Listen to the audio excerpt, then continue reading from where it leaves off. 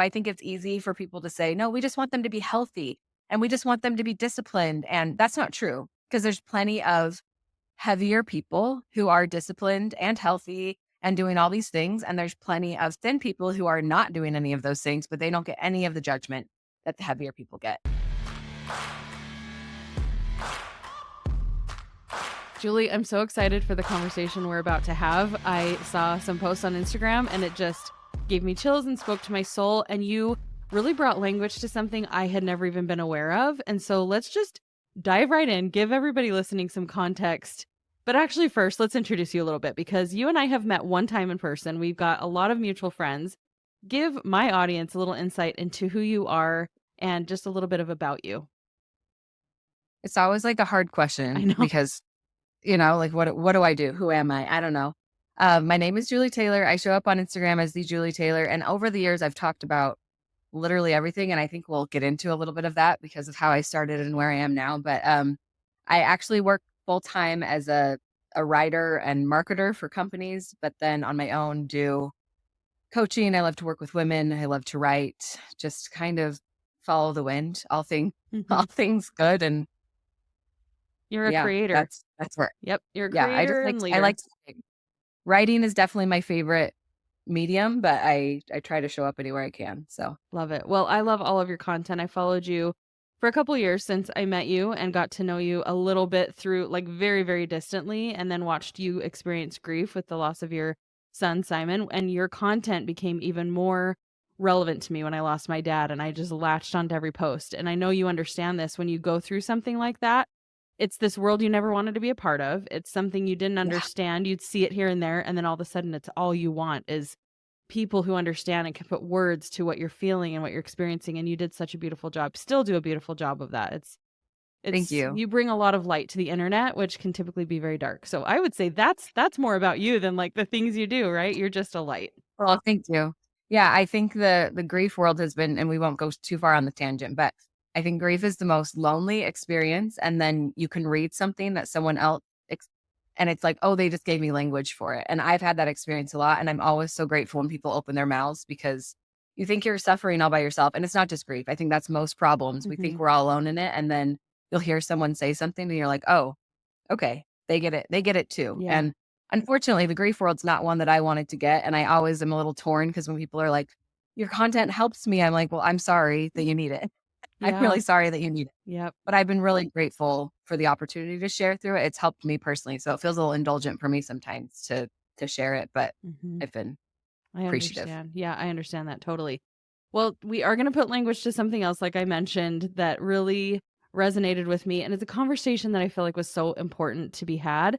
And I feel like it will give everybody listening a little boost of confidence and just help you understand maybe how you're behaving and acting and carrying yourself without even realizing it, without even being aware of community aspect and just culture and the way we have programmed ourselves to feel safe. So, why don't you give us a little insight into how this conversation started? Because it started over on Instagram just like a week ago and it really blew Mhm. up a little bit. Yeah. I have two friends, Ashley Rose Reeves and her sister, Courtney. They both posted kind of just, and I don't even remember the specifics, but it was enough to light fire in me. I've just had this conversation around weight and the fat phobia that we experience in our culture and the different experiences of what it's like to be one size and what it's like to be another. And that resonated a lot with me because I have been a whole range of sizes in my life. And it's something I've been thinking so much about. So then when they posted, because I'm close friends with them, I was like texting them. And then I realized how much I actually felt about this topic. And so I decided to just go public for a minute of just sort of a rant about my frustrations, about fat phobia, and about the different experiences and pressures. And it's kind of a cliche conversation, yet never gets to where I think it needs to get to. Yes. And I'm not against body positivity by any means. I've just never resonated with it because in my world, it was still obsession with my body. Mm, Like to love my body and to praise my body at any size is still like obsessing over my body. And I wanted freedom from that. I didn't want to be controlled by that. And so I've needed to kind of carve out my own space in this body positivity world to find a place where it's true neutrality and it doesn't own me or control me or dictate the choices that I make. And that's been a battle, but I know that it's a battle most of us are fighting. Mhm. Well, I know that I'm fighting it for sure. And I have been so consumed with body image. And it's been confusing to me actually, because I feel like inherently I know who I am. I know I'm a daughter of God. I have so much confidence in everything else. And then it comes down to, but if only my body could match that, or if only I could look a certain way.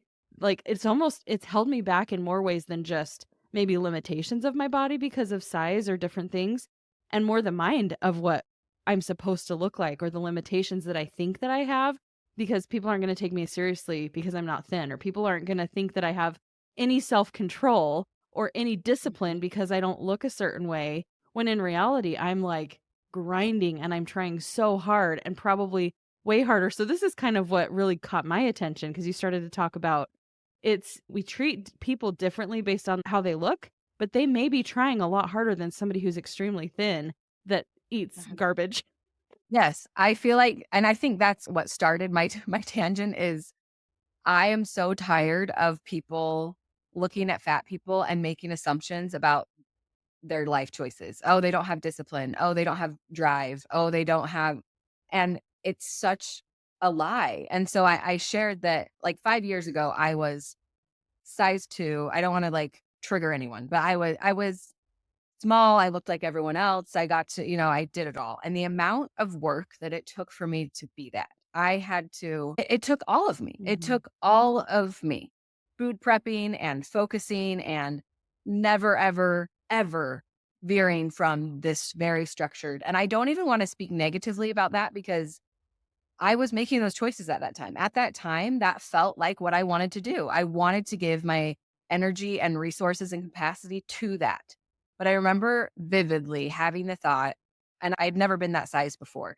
And I remember vividly having the thought, I finally look like everyone else around me. I finally look like all of my friends, but I don't get to live like any of them because we would go and they would still eat the food and they weren't getting up at 5 to work out and they were not doing what I had to do, but they looked just like I did. And it just hit me of like, maybe in weight and other things, we can all get the same result technically, but the amount of effort that's required to get that result is going to be different for every person. And I Mhm. don't think that's just in weight. I think that's a good thing to remember everywhere. And so to be fair, I wanted to put in that much effort at that phase of my life. And so that's fine. So I'm not even shaming like making those choices to be that, but it just clicked for me that it was like, yeah, in a lineup, I finally look like everyone else, but they are just not having to do what I'm having to do. And I don't even mean that from like a victim standpoint of like, I had to work harder. It was the facts to me. Mhm. And so then it kind of just changed everything for me because I thought, okay, what if I don't want to do this forever? And I didn't want to do it forever. And so then over the last 5 years, my body has changed significantly. And it's been really empowering for me to watch like the things that I thought that size gave me were actually possible and accessible to me without that size body. Mm. The confidence that came from it. Um, I am able to show up as those things in any size body. I just needed to learn them that way. But what really, really gets me is I work with a lot of women. I talk to a lot of women. My DMs are full of incredible women going through actual hell. Like, I don't know about you, any circle of women you talk to, they're not just like busy or like they are carrying the weight of the world. Yep. And it doesn't matter how well they're doing it. If it has affected their body weight, they will frame it all as a failure. And I do that myself, and it breaks my heart. It's like you just said, like, I have all these things and I do all these things, but my body is just one thing that I can't.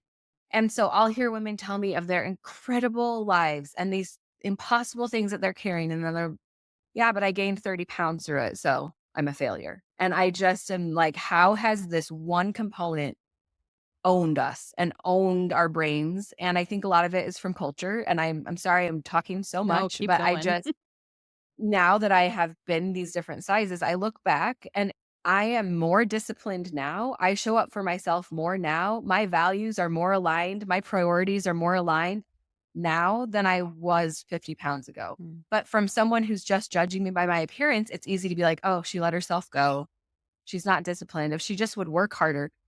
But the other thing is, even if you lose weight the right way through discipline and hard work, people still criticize you. Like Mhm. it really doesn't matter. And so I think it's easy for people to say, no, we just want them to be healthy and we just want them to be disciplined. And that's not true because there's plenty of heavier people who are disciplined and healthy and doing all these things. And there's plenty of thin people who are not doing any of those things, but they don't get any of the judgment that the heavier people get. And so the inequality there is just enough to make me explode. So I exploded on Instagram and now here we are.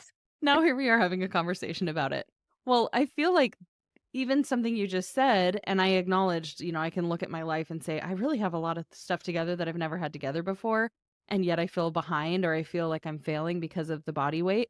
And I went through the most traumatic, crazy, hard experience. And it lasted, I thought it was like done after a couple years. And then I realized, no, now I have the trauma to deal with after going through the actual event. Like you survive the thing, then you have the work to do.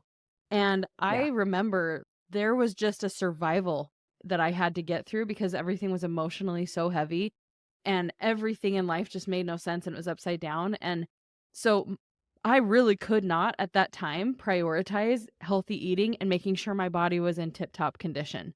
And it just Right. felt like one more heavy thing, literally, but mentally too, right? Just one more thing. I remember that Halloween eating like so much Halloween candy and just being aware of what was happening and saying, I don't I don't have capacity though to feel bad about one more thing.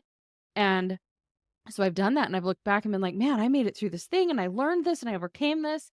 It's just too bad that like 30, 40, 50 pounds came with it. And man, isn't that crazy that we're going to rob Yeah. ourselves of a win because of our physical appearance? Yes. Yeah. We disregard all of the good because of this one thing that came from it. And I always just like to remind people and myself. I was talking to my good friend the other day, and her life is really, really stressful right now. And she's like, I just can't stop.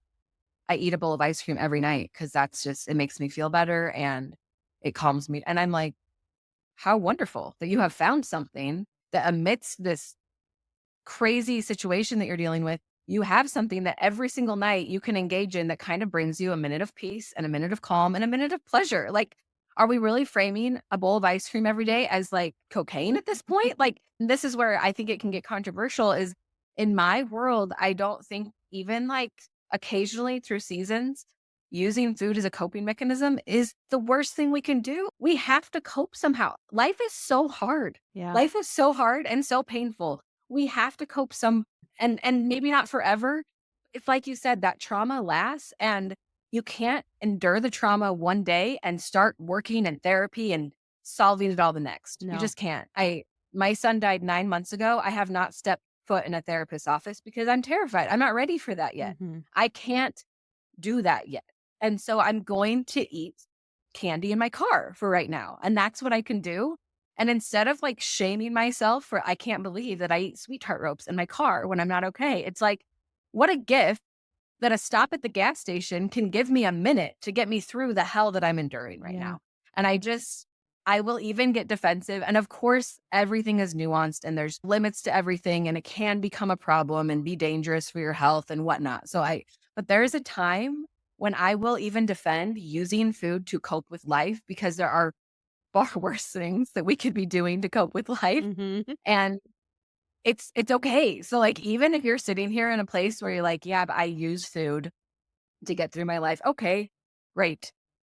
It's not the worst thing. It's not Yeah. the worst thing. And so kind of reframing it as like, thank you that I have sweet tart candy ropes to get me through right now. Like Hmm. what a great thing that I have this. Yeah.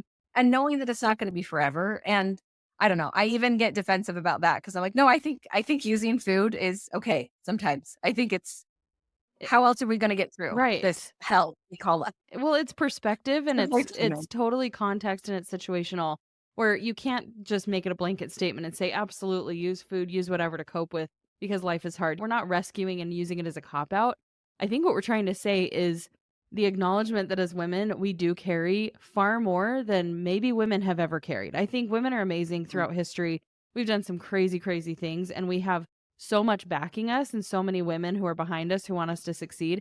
There's also never been more piled on us than ever before. You know, we live in a Right. time with constant access to information and our mental health and our kids. Like, there's just so much exposure. And I think if we make our bodies one more thing that has to be heavy on our plate, that's what we're trying to help alleviate. And that's what we're trying Mm. to bring some awareness of is it doesn't make you less amazing. It doesn't make you less capable because you eat a sweet tart rope in the car or because I need my diet Dr Pepper in the morning because I've gone on my walk, I've done my scripture study, I've taken care of myself, and this is something I find value in that gives me joy. And Mhm. until I'm maybe a little bit stronger in some other things, this is just my fun. This is something that Right. gives me a little bit of peace. And then as I become stronger, as I develop even more, as I heal, as I work through stuff, I will then become a person who's able to say, you know what, I actually don't really need that anymore. Or maybe I need a little bit less because I've actually found that I get the same high from something else. And so Right. there's so many layers to this that I hope everybody listening understands. We're not saying like, you do you, girl, like no No. consequences, because I think we can go unhealthy both sides. Absolutely. And yeah, I wasn't trying to just be like, "Eat your candy in your car." No. But I only hear the other side, and there's gonna be times in your life it's exactly like you're saying. I hope we can trust ourselves. Trust yourself enough to know that you'll stop eating licorice and start doing something better when you're able to do it. But like really in the thick of these things and in heart, and I know that there's a lot of fear because habits stick, right? So the habits, maybe the harmful habits you develop in hard times can sometimes carry on. I always say that depression fuels depression. The habits that depression gives us kind of keep depression going. So it Mhm. can be really hard to break those cycles. So I'm not making light of that because these habits and cycles can be very hard to break, but I also want women to trust themselves enough to know that as soon as they can do better, they will do better.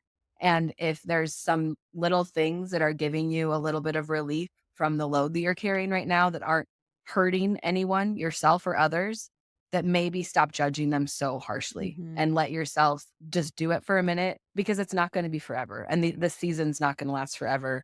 But I think sometimes the shame that we add to these little coping things only intensifies the whole problem. Yeah.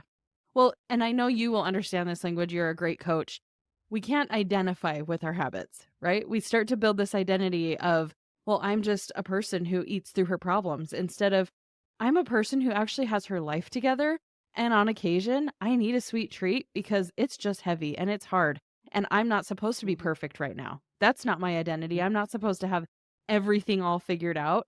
So I think that is an important distinction that we can make too. Don't you agree that just Yeah, identity absolutely. needs to be rooted in deeper things than our habits because then as that identity evolves, like I was saying, the habits will eventually evolve as well and you'll be Yes. fine. And that can be tricky both ways. I think that's why a lot of us have experienced we over identify with something about ourselves when that thing is lost or threatened, we lose our whole sense of self. Mhm. And that can be really hard because life is very up and down. And so there's going to be times when they use the example of I run a lot. And when I injured my knee and I couldn't run, it was like, oh, well, where's my value? We see that with athletes who get injured or all kinds of things. When something happens and threatens our ability to show up, and I that's been my experience in grief too. One of the hardest parts of grief to me is there's not one aspect of my life anymore where I'm able to show up how I would like to show up. Mm. I Everything feels like I'm not quite how I used to be and quite where I want to be. And that's very humbling and it can be very triggering, honestly, to my identity because it's like, what is my worth and my value if I'm not great on that podcast or I drop the ball in that meeting or if I am not the mom that I want to be? Like, and grief has been so heavy and it's taken so much of my capacity that I'm not showing up in any one of my roles in my life as well as I'd like to be. Mm. And so it really challenges you. You have to go deeper. And I think body stuff does too. And when your body changes, what's your reaction to it?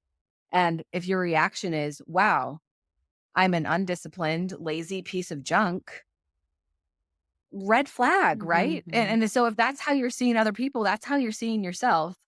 And if that's what you're zeroing in on when your body changes, of course it's going to be triggering.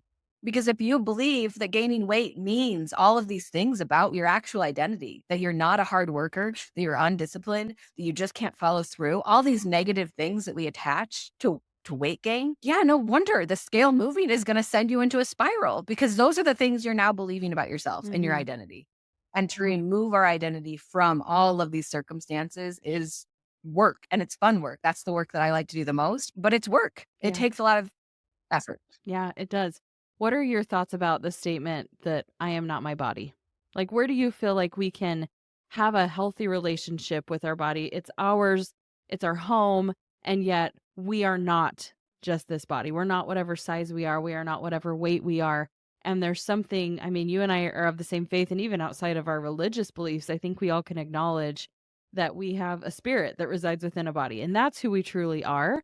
That's the identity that we should be holding on to, and that's why I think even for me, there's sometimes where I'm like, "How can I be super confident and also not confident in my body image at the same time?" And it's that inherent Mhm. sense of belief. So, what are your thoughts about that with identifying with our body? I've gone back and forth on this a lot because I do feel like, for me, the reason that I feel the most un unhappy or unwell when I'm not making healthy choices is because I do believe my body is a gift, and I believe that my body is the thing that's been given to me to experience this life, and that's really powerful. And like my whole undergrad is was like pre-med, like studying the body, and the body is a miracle, and it gives us access to all of these things. And so I kind of like to identify with my body a little bit because I feel like it is this miraculous tool that's giving me access to my life experience.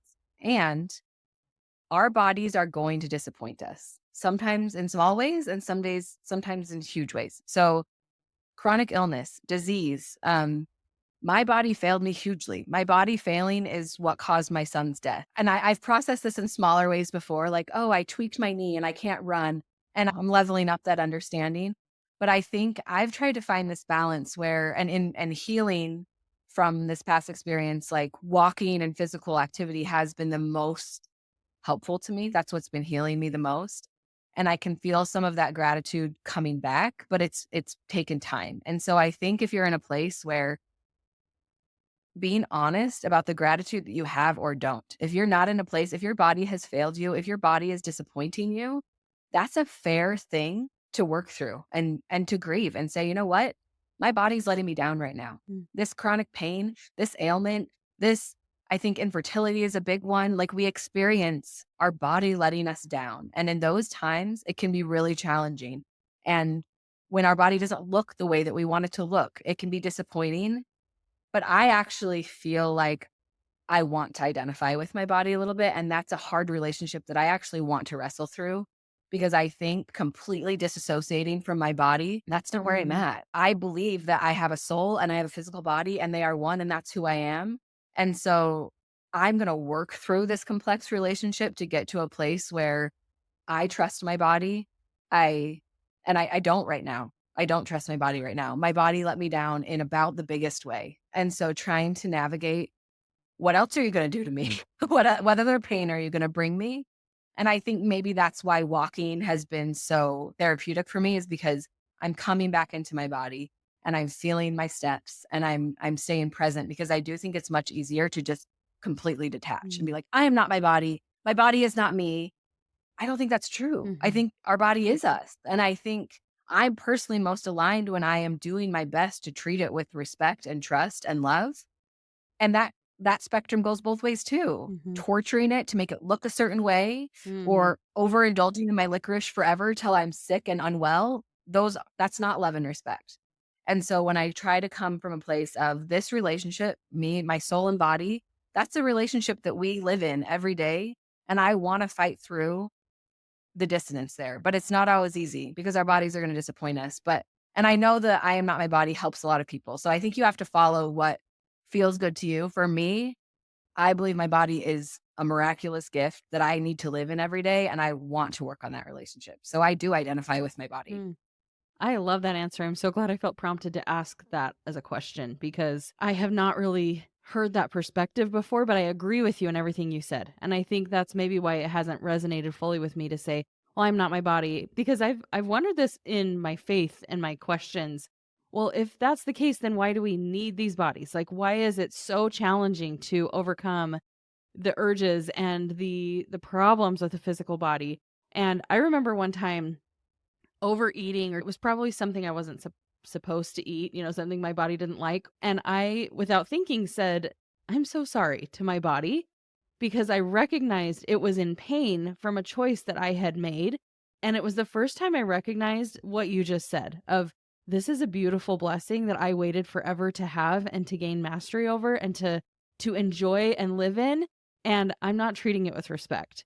And so I think if we can come to that place over what am I supposed to look like? My body is betraying me because it doesn't look a certain way. It's not this certain weight. And then also understanding, like, can we get on the same page here? Having a healthy relationship where it is a give and take and we're trying to understand it and we're trying also to recognize that it is ours and it is not supposed to look like anyone else's. And I know that's a cliche statement, but when you really think about that thought, it really is unique to you, just as everything about you is completely unique. It's insane that we challenge ourselves to look a certain way. And again, I think this applies to so many things.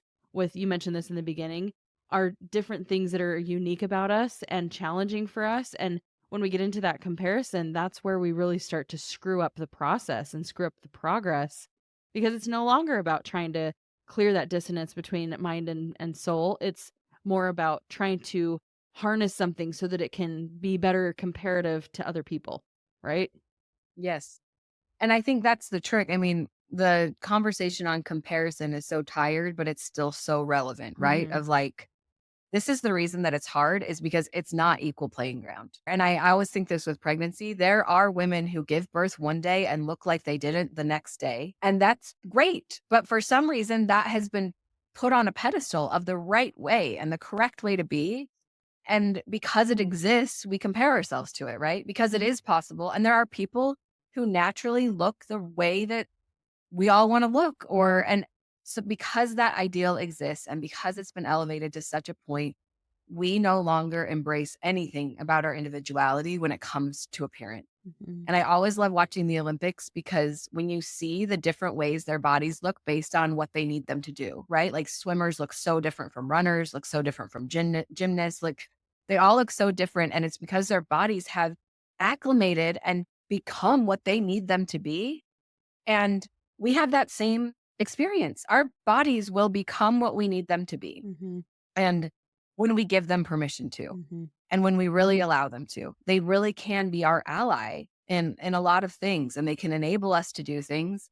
And just like I think we've learned to celebrate diversity and difference in personality and skill sets and gifts, we need to do the same with bodies and understand that we obviously got our body for a reason. And I believe that. And I think the lessons that we learn from it are ours to learn. But making peace with that, I believe, is one of my life's work for Mhm. myself is really working together. And I think as far as people like to ask me a lot about motivation, like how do you have the motivation to start walking? How do you have the motivation to eat vegetables or whatever?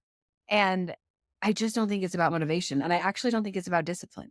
I think it's about being in a relationship with your body Mm. and loving yourself enough, like really loving yourself, like true self care. I'm not talking about trips to Target and bubble baths. Those are great too. But when you actually take care of yourself, sometimes it's hard work. Sometimes it's not fun. Self care has gotten this label as this like indulgent thing that we do. Self care is different than self indulgence and both have a place. I'm going to eat licorice in my car and I'm going to know that that's self indulgence. And I'm going to get up at 6 and I'm going to go walking because for my brain and for my body, that's how I'm going to have the good day. And that's not always a fun choice. But when you're really like able to come into yourself and say, what do I need? What actually makes me feel good? What doesn't make me feel good? You're able to make choices individually Mhm. because the fitness person on Instagram doesn't actually know your soul and your body. And so it's good to learn. I'm not saying we shouldn't learn from other Mhm. people, but not everything affects everyone the same way. Not everyone should be following the same regimen. Not everyone should be eating the same things. Not everyone needs to get up at the same time and do the same workout. We all need different things to feel good. And I think the more we're able to come into our bodies, the more we can let that be the guide of what that looks like rather than disassociating and saying, I'm not my body and it doesn't matter. And it does matter. We're lying to ourselves if we say it doesn't matter because this is our experience every day is Mhm. existing in the bodies that we have. Mhm. And so it does matter. That's a defense mechanism, I think, to say, like, it doesn't matter. It does. How you feel matters. What you experience in your body, it matters. But when we can release the shame and the shoulds and the expectations from it, we're able to actually say, oh, here's what matters to me. Mhm. And it doesn't matter what gene size I am, but it does matter how my stomach feels if I feel sick or if I have a headache or, so we're then able to actually say, here's my individual experience. Here's what I value. Here's my priorities. Here's what works for me. But as long as we're disassociating and not willing to be present and accountable, we're never going to be able to be guided by that. Mhm. Man, so many things that I would love to unpack in that. And I'm just having a thought come up of I want to continue a little bit the conversation too. I know it's not necessarily about comparison, but I want to give people listening action steps. And I would even love action steps for myself to implement based on this conversation because the whole thing that started this was you referring to the fact that we treat people who are heavier set a different way and we label them and their habits and who they are based on that. And yes, fat shaming, fat phobia has been a thing for so long and I want to understand what can both sides do? Like those who are because I think a lot of times we project, right? If I'm overweight, then I'm probably one of the most fat phobic people. So what are some things that we can do to start being aware of the fact that we do this to ourselves and to other people and to start showing up a little bit differently? I know it's a big ask, but do you have any thoughts? I think my first thought, and I'm with you. I think that's what kind of started this all for me is realizing my own fat phobia. Because if I wasn't fat phobic, then why did I've gained 50 pounds over the last 5 years? That was an everyday fighting with myself of like, I'm a loser. I'm a terrible person. I'm a failure. And disregarding all of the other things I've overcome in the last 5 years, right? And so my own fat phobia, it's uncomfortable to face that, but when I was able to recognize that in myself, I was like, that's why I'm treating myself this way. And so for me, it's always helpful because I would never want to view a group of people that way. I never want to just have a prejudice like that, where I view a whole group of people as undisciplined or negative, like all these terrible things. I don't want to view the world that way. I don't want to view other people that way.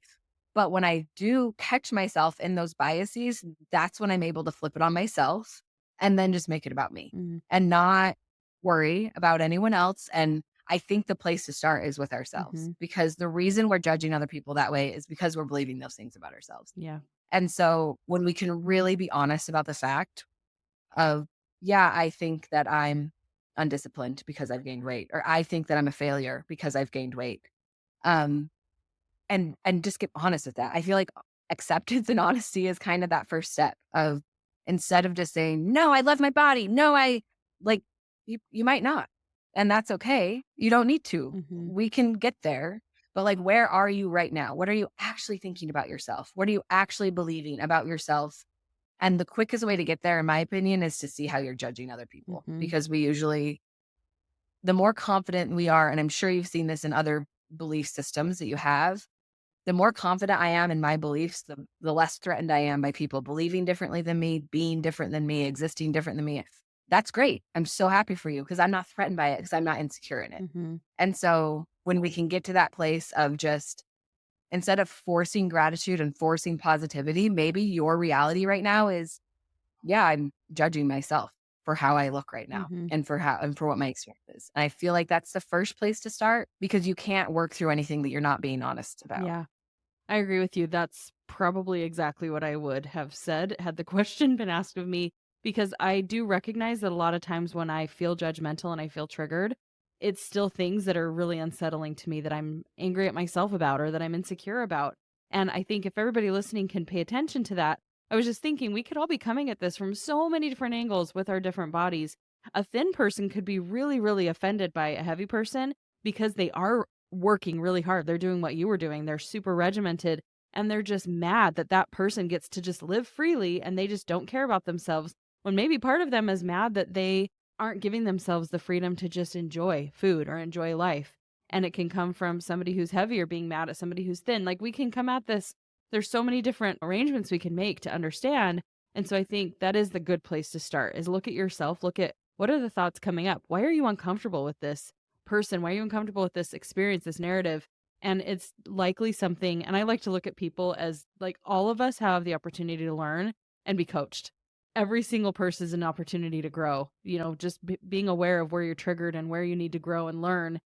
it's almost exciting to get triggered once you can get to that point where you recognize, "Oh, Yes. you're a learning experience. This is so exciting. Yeah. I get to grow." When we can get curious, right? Yes. Like, wow, I wonder I do that a lot when I react a certain way. I'm like, whoa, I wonder why I did that. I Where'd wonder that why come that from? bothered me Yeah. so much, you know? And I also think you brought up something that's so important of like not making assumptions Mhm. on what anyone else is doing. You don't know if that then, and it doesn't matter. That's the thing, because we shouldn't have to earn the bodies that we're in. We don't Mm. earn the right to exist, right? So even if that thin person is working out and eating and working so hard for it, that doesn't make them deserve it more than someone who doesn't. Both sides can look at the other side differently, and looking at someone who maybe is heavier and not making the assumption of they let themselves go, they don't take care of themselves. You actually have no idea Mhm. about either side. And the truth is it just doesn't matter. But we've assigned meaning to both sides Mhm. where one is better than the other, and not just on an appearance level. And I think that's why this goes so deep is like it's easy to say, yeah, there's beauty standards and there it's so much deeper than beauty standards because now that we've attached this set of values to the size, we now look at people and assume things of their character and of their work ethic and of their and like what a crazy way to view people and to assume like things. Mhm. Like it's just so like stop the assumptions Yeah. about other people. Yep. Yeah, and just playing off of that too, just own yourself. I can't frame it any other way. Just own yourself, know yourself, and if you can be at home with that. So it can change day to day where today I had a great day. I took good care of myself. I ate healthy. And if I may be less triggered by a comment or something, because I feel really confident in who I am today, I feel confident in the choices that I made. Tomorrow, I might eat trash and I might feel really, really bad about myself. And I'm going to be aware that I'm more triggered by things because I know that I wasn't in integrity. And so it's just knowing yourself and knowing where you're at and also giving yourself grace to know that every day is not supposed to be perfect and it doesn't change your inherent value. It doesn't change who you are just because your life is different every day and your eating habits and your body changes. This is a conversation we could probably have for like 20 hours plus because it is huge and it's something that is top of mind for all women all of the time. And I think you said something that I had thought about too is just get curious. I think that would be my number one advice to everybody. Get curious about how do you engage? How do you view people? What do you think about people when you see them online, when you see them in person? How do you treat somebody differently if they look great or they don't look great?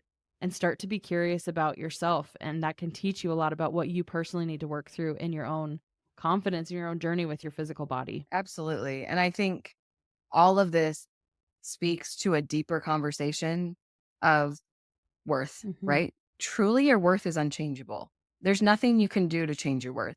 Your choices are going to go up and down. You're going to do good things and bad things. You're going to help people and you're going to hurt people. You're going to do the wrong thing sometimes. Like it's always going to go like this. And it's actually completely independent of your worth. Mm. And so when we can start to see that, we're able to take accountability for all of ourselves because we know, okay, I screwed up. My worth is intact, but I did screw up. And I think that that has helped me too, just be able to be honest and say, oh, this means nothing about who I am at my core and my worth as a human. This just means I want to work on this or I want to do that. And I don't know. I just think that if this is a really big issue for you, sometimes going deeper and saying, what do I really believe about my worth in general Mm. and my choices and my achievements affecting that? Because I do think at its core, it's a conversation about worth. Yeah, I agree with you 100%. And I mentioned to you before we started, and this is the first time really on the podcast I'm bringing up. I want to incorporate more of this into the message because to me, our deepest worth comes from knowing who we are from a much bigger perspective with the one who created us. And I believe that if we can understand who we are and really claim that we are women of God, that we're daughters of God, that we are children of God, that changes everything. And if you look at life as an experiment, which it is, it's a learning ground, it's a classroom, it's not a test, right? That should change your perspective on that inherent value, that worth and divinity within you.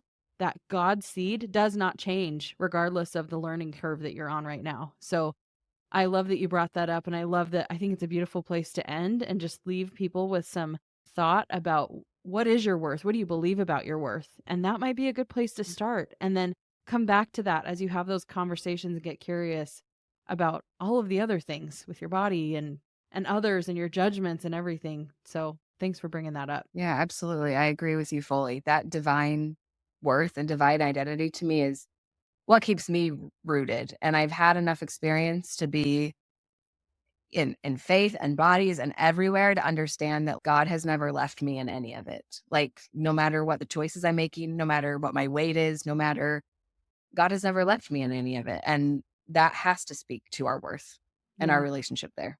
absolutely. Julie, you're so amazing. Like I said at the beginning, you are such a light. And I'm so grateful that you went on a tangent on Instagram so we could have a deeper conversation here on the podcast. Thank you so much for spending some time with me here. Thank you so much. This has been so fun. I know. Let's do it again soon. Where can everybody follow you if they want more of all the goodness that you've shared with us today? I'm on Instagram at the Julie Taylor, spelled just like the character on Friday Night Lights. Standard spelling of Julie Taylor. So come follow along. You never know what you're gonna get, but we try to, I don't know. I was gonna say have a good time, but it really hasn't been a good time there lately. But we do We something. keep So it come real. over. I'd love Yeah. to meet. Cool. Yeah. Yeah. Thanks again, Julie.